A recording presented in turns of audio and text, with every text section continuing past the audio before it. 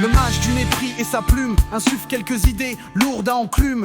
Il faut de l'intérêt, guetter la lune et surtout, ne pas creuser les dunes. L'avancée est claire, il faut de l'éclair, stopper l'élan et amasser toute bonne fortune. L'amirauté sur un front égaré, des visages, l'adage des pas encore nés. Il faut de leur passé, tracer l'été et les laisser croire en l'éternité. Les marques du roi sur leur tablier suffiront à l'instant, des instants pour les amadouer. Comme une verrue plantée au bout du doigt, ils resteront fidèles au loup du roi. Un éternuement encercle ses épîtres et les penseurs invisibles crépitent. Les phrases sont des chants que la satire attire dans son chant. Un élan d'éclair reprend son rang et contre toute bonne fortune désenchante ceux qui vénèrent la lune. On dirait que Boileau, dans ce discours, redonne à sa vérité son libre cours.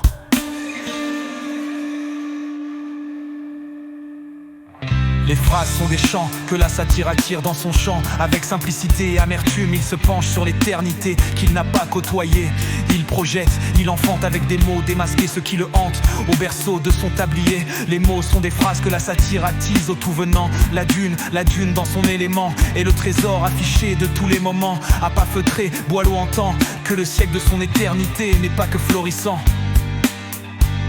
Une bulle pour les rois, une bulle pour les patois, comme de la cire collée au doigt. Une bulle pour la vérité, la résonance de sa société. Il en oublie son passé et commence à creuser.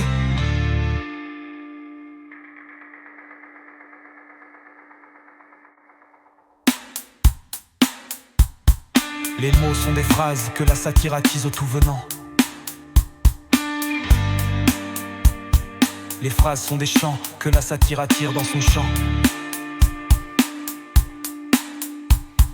Les mots sont des phrases que la satire attise au tout venant.